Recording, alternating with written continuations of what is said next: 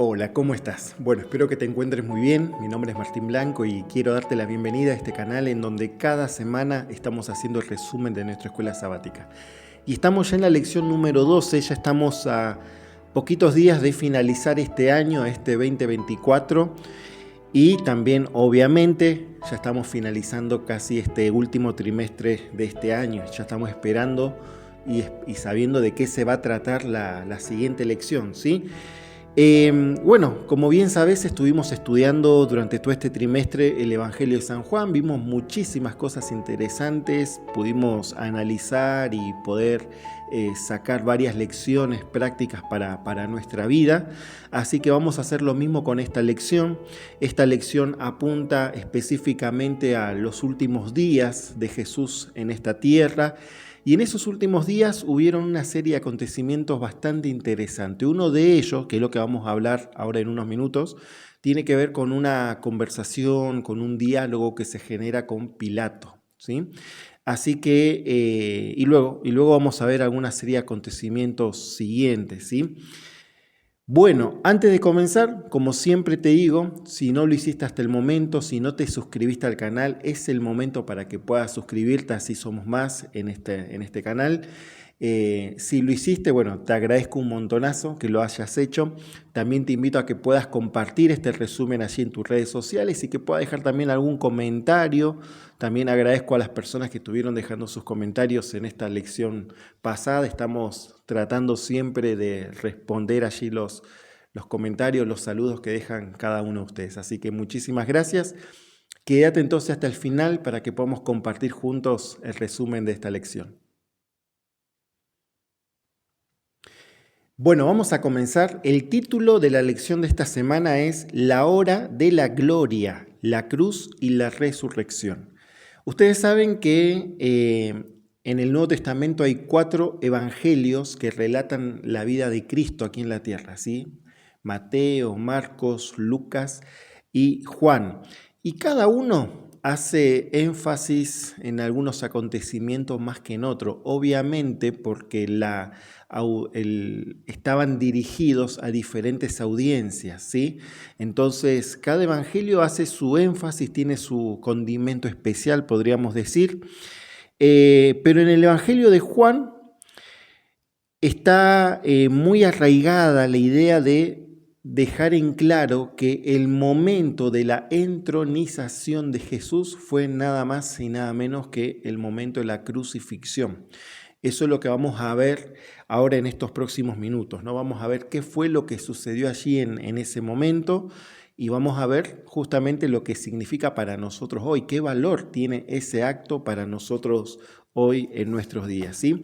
Entonces, la primera conversación que vamos a leer aparece en el Evangelio de Juan en el capítulo número 18, versículo número 33 en adelante. Es la historia donde Jesús se encuentra con Pilato, ¿sí? Ese viernes de mañana a Jesús lo llevaron muy temprano a encontrarse con Pilato allí en el pretorio, en el lugar donde estaba Pilato.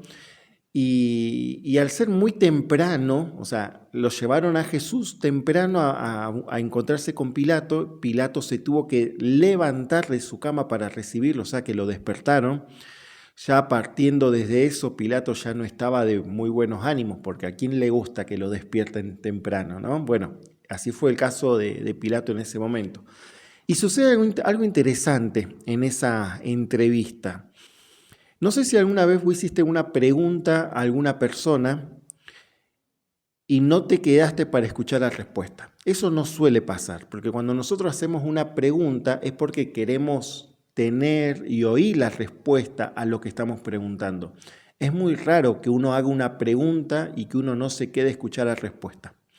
Bueno, eso fue justamente lo que sucedió con Pilato en ese diálogo que tuvieron con Jesús. Pilato hace una serie de preguntas, de averiguaciones, pero en el momento que él hace la pregunta más importante, decide no quedarse a escuchar esa respuesta. ¿Qué hubiera pasado si Pilato hubiera escuchado con sus propios oídos la respuesta dada desde los labios directamente de Jesús? Yo creo que tal vez hubiera sido diferente el destino de Pilato. Pero vamos a leer lo que dice allí en el Evangelio de San Juan, capítulo 18, versículo 33, dice así. Entonces Pilato volvió a entrar en el pretorio, llamó a Jesús y le dijo, ¿eres tú el rey de los judíos? Jesús le respondió, ¿dices tú esto por ti mismo o te lo han dicho otros de mí? Fíjate cómo cambia esto, ¿no? Porque el que comienza preguntando es Pilato, pero ahora la respuesta de Jesús es a través de otra pregunta. Y es como que se cambian los roles.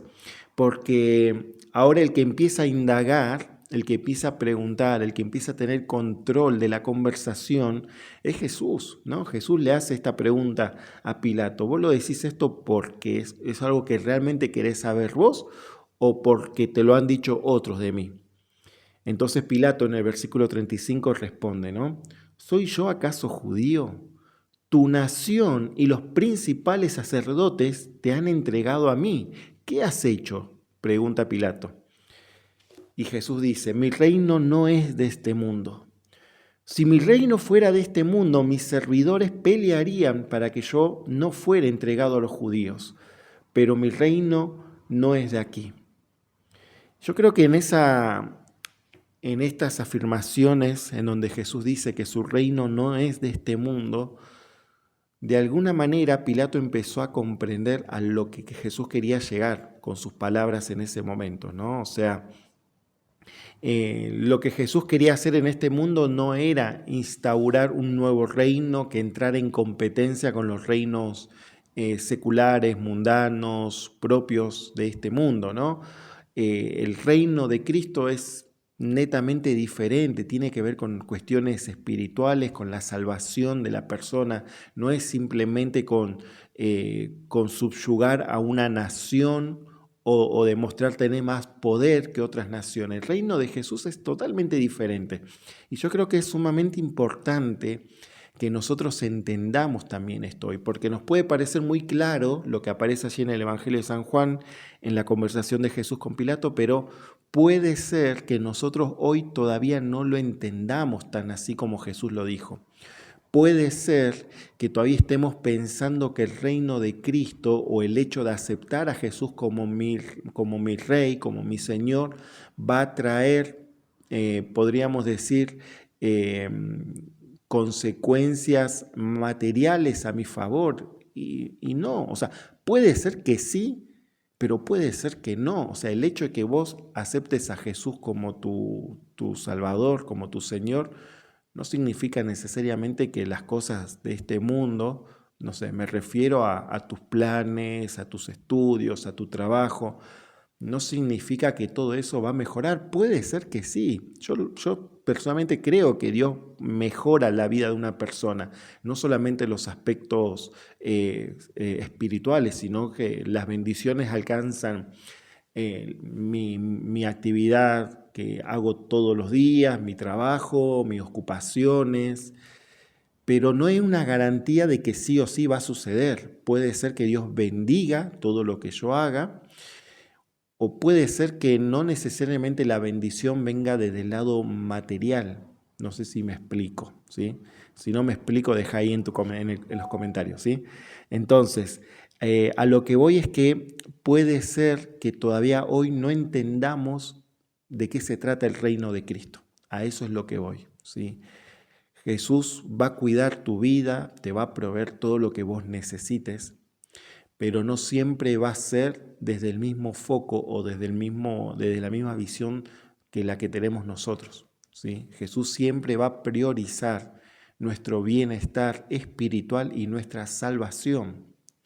Entonces, en ese diálogo que se genera con Jesús, Jesús le dice en forma directa a Pilato, mi reino no es de este mundo. Y luego Pilato le dice en el versículo 37, ¿eres tú rey? Le pregunta Pilato, ¿no? Y Jesús le vuelve a decir, tú dices que yo soy rey. Yo para esto he nacido y para esto he venido al mundo, para dar testimonio de la verdad. Todo aquel que es de la verdad, oye mi voz, dice Jesús. Y acá viene la pregunta de Pilato. Pilato le dice, ¿qué es la verdad? O sea, Pilato le hace una pregunta sumamente importante, donde él necesitaba escuchar la respuesta de Jesús. Hoy nosotros también puede ser que nos preguntemos qué es la verdad, porque el mundo te da respuestas según la verdad que el mundo propone o dice, pero no siempre eso es la verdad que Jesús nos trae en este mundo, ¿sí? Hola, mi amor.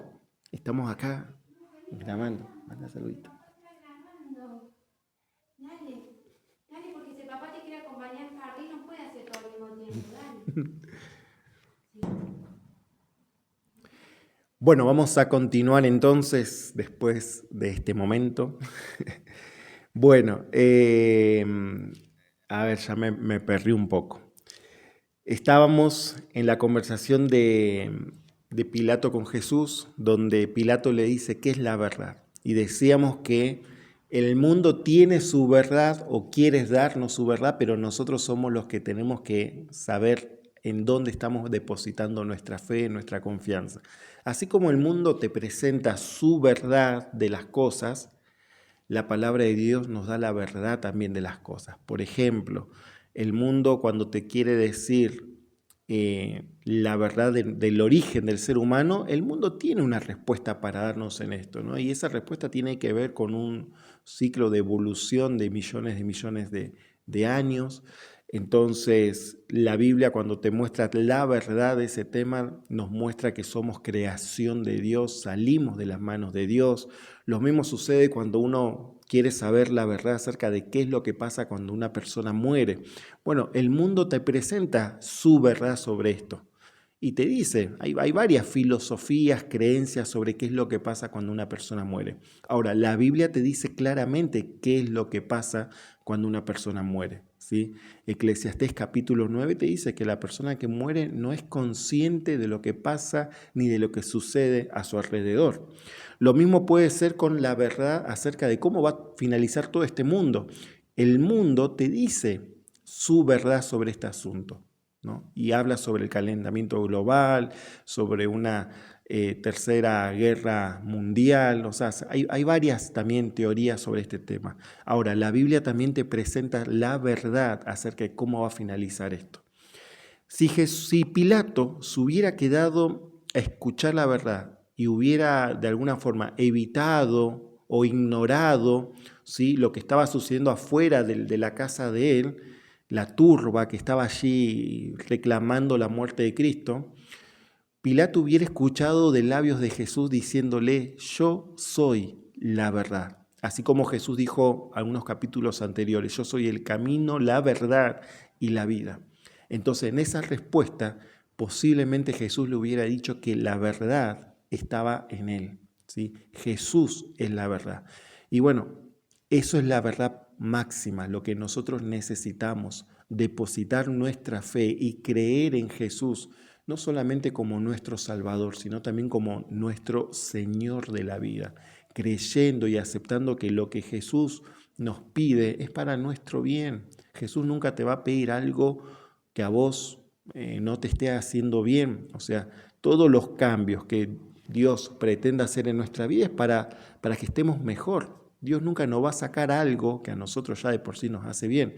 Entonces, confiemos en Jesús, confiemos en que Él es el Señor que conoce mejor que nadie nuestra vida y sabe qué es lo que realmente nosotros necesitamos. Bueno, después de que Pilato se pierde de escuchar con sus propios oídos la respuesta de Jesús acerca de qué es la verdad, Pilato decide de alguna manera entregar a Jesús y habilitar la crucifixión de Cristo justamente, ¿no?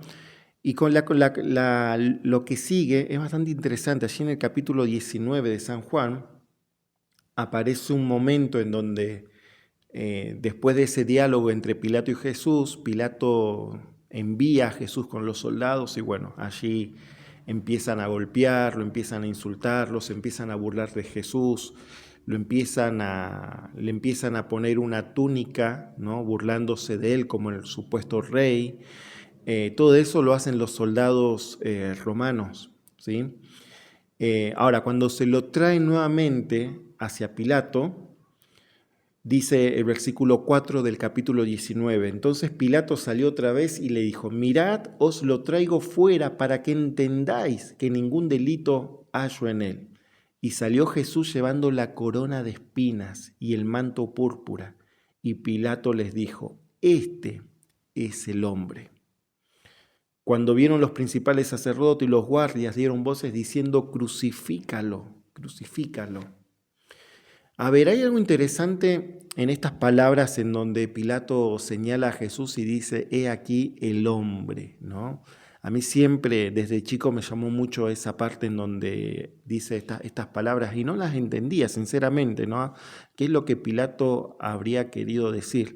Ahora, es interesante que al principio del Evangelio de Juan hay una persona que también utiliza unas palabras para referirse a Cristo, ¿no? En este caso es Juan el Bautista. Esto aparece en el capítulo 1, versículo 29, en donde Juan el Bautista dice, este es el Cordero de Dios que quita el pecado del mundo.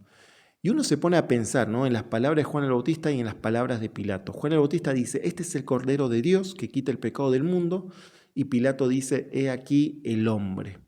Yo creo que de alguna manera estas dos respuestas o estas dos afirmaciones reflejan un poco a las conclusiones que el ser humano puede llegar con respecto a Cristo. Nosotros tenemos dos opciones, ¿no?, frente a lo que Jesús es para nosotros. O podemos reconocerlo como el Cordero de Dios que quita el pecado del mundo y todo lo que eso implica, ¿no? O sea, reconocer a Jesús como mi Salvador, como el que perdona mis pecados, el que me justifica delante del Padre. O puede ser el hombre, ¿sí?, como decía Pilato, he aquí el hombre. O puede ser simplemente una figura histórica dentro de mi creencia, ¿no? Estoy hablando de creencia como algo teórico, no como algo ligado a mi fe, a mi confianza, a mi necesidad de salvarme, ¿no? Entonces, frente a lo que Jesús hace por nosotros, podemos reconocerlo como nuestro Salvador o lamentablemente simplemente verlo como alguien que vivió en este mundo, como alguien que hizo muchas cosas buenas, pero para mí, para mi vida espiritual, es simplemente el hombre, ¿sí? Yo creo que eso es una decisión que cada uno de nosotros debemos tomar y ojalá que Dios nos ayude en forma diaria a ver en Jesús esa persona, ese hombre que dio su vida por mí y que es mi Salvador. Y no solamente eso, sino que hoy Él está intercediendo por mí, llevando a cabo aún el plan de salvación para que finalmente yo pueda estar con Él en el reino de los cielos. Bueno, vamos a avanzar un poquito más en la lección. Estamos en el capítulo 19, especialmente en el versículo 17. Ya estamos con Jesús yendo y preparándose para la crucifixión. Y el versículo 17 dice lo siguiente, Él, cargando su cruz, salió al lugar llamado de la calavera, en hebreo Gólgota. Allí lo crucificaron con otros dos, uno a cada lado, y Jesús en el medio. Y Pilato escribió un título que puso sobre la cruz, el cual decía Jesús Nazareno, Rey de los Judíos. Y muchos de los judíos leyeron este título porque el lugar donde Jesús fue crucificado estaba cerca de la ciudad. Y el título estaba escrito en hebreo y en griego y en latín, o sea, para que todo el mundo que pasara lo leyera y lo entendieran, ¿sí? Dijeron a Pilato los principales sacerdotes de los judíos, no escribas Rey de los Judíos, sino este dijo, soy Rey de los Judíos. Y Pilato respondió, lo que he escrito. Cómo me hubiera gustado que esa misma firmeza de Pilato al dar esa respuesta lo hubiera tenido unos minutos antes, ¿no? Porque acá sí que se puso firme Pilato, no se dejó influir por la muchedumbre que estaba reclamando el cuerpo de Cristo, ¿no? Acá lo que vemos es que Pilato manda a construir un cartel en donde estaba escrito en hebreo, en latín y en griego, la frase que dice Jesús Nazareno, Rey de los Judíos. Obviamente que los sacerdotes no querían que esa frase sea otra, como diciendo, bueno, él dijo que era el Rey de los Judíos, pero no que fuera como una aseveración que dijo allí Pilato en ese cartel, ¿no? Y es interesante porque realmente ese cartel está declarando la verdad sobre quién es Jesús. Más allá de que la gente no lo aceptó en ese momento, o la mayoría en ese momento estaban reclamando la crucifixión de Jesús, tengamos en cuenta que en esa muchedumbre, en Elena de White dicen que estaban los demonios en forma humana reclamando e incentivando a la multitud a pedir la crucifixión de Jesús. O sea, no eran solamente las personas que estaban allí, ¿no? Pero ese cartel no mostraba otra realidad que justamente que Jesús es el rey de los judíos. Por eso no se cambió, sino que se mantuvo con esa inscripción. Hay una expresión muy interesante también que aparece allí en el versículo 29, versículo 30, perdón, donde dice Jesús, cuando Jesús tomó el vinagre, dijo, consumado es, e inclinando la cabeza, entregó el Espíritu. O sea, las últimas palabras de Cristo fueron estas, consumado es, está hecho, ya está todo realizado, ¿no? Si bien, nosotros como Iglesia Adventista vemos la crucifixión de Cristo como parte del plan de salvación. Nosotros no vemos la cruz de Cristo como el final de la salvación de Cristo, porque sabemos que Jesús después de la cruz, Él resucitó, Él ascendió al cielo, intercede por nosotros. A partir de 1844 Jesús empezó el juicio investigador. O sea, el plan de salvación continúa.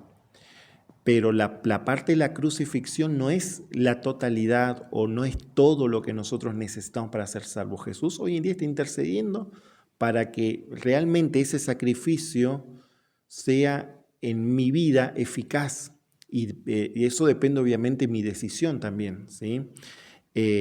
Pero allí lo que se hizo en la cruz se pagó de manera total el precio del pecado. O sea, eso fue algo clave para que el plan de salvación pudiera llevarse a cabo. Bueno, ya estamos casi finalizando nuestro resumen. Estamos en el capítulo 20 del Evangelio de San Juan y encontramos allí el momento de la resurrección de Jesús. Comienza diciendo el capítulo 20 que el primer día de la semana, María Magdalena fue de mañana, siendo aún oscuro, al sepulcro y vio quitada la piedra, ¿sí? Entonces ella cuando entra, ¿sí? Ve que justamente no estaba el cuerpo de Jesús. También dice allí el versículo 2, entonces corrió, fue a Simón Pedro y a otro discípulo, aquel a quien amaba Jesús, y le dijo, se han llevado del sepulcro al Señor y no sabemos dónde lo han puesto, ¿sí? Entonces Pedro y el otro discípulo, que seguramente habrá sido Juan, que se menciona acá, dicen que corrían los dos juntos, pero el discípulo más joven, obviamente llegó más rápido que Pedro, y llegó primero, ¿no? Y dice que vio los lienzos puestos allí, pero no entró, ¿sí? Dice después, luego llegó Simón Pedro, tras él, entró en el sepulcro y vio los lienzos puestos allí y el sudario que había estado en la cabeza de Jesús, no puesto con los lienzos, sino enrollado en un lugar aparte. O sea que no encontraron todo así desarmado, sino que encontraron que los lienzos que habían sido usados para cubrir el cuerpo de Jesús estaban ordenados, estaban enrollados, estaban acomodados, ¿sí? Eso nos habla realmente de cómo fue la resurrección de Cristo, ¿no? Si hubiera sido que, como muchos dicen, que el cuerpo de Jesús hubiera sido robado, en eso que estaban haciendo a prisa, ese robo o ese hurto, ellos no lo hubieran doblado los lienzos de Jesús, pero los lienzos parecían doblados, ¿no? Luego dice, un poquito más al final, acá en el versículo 11,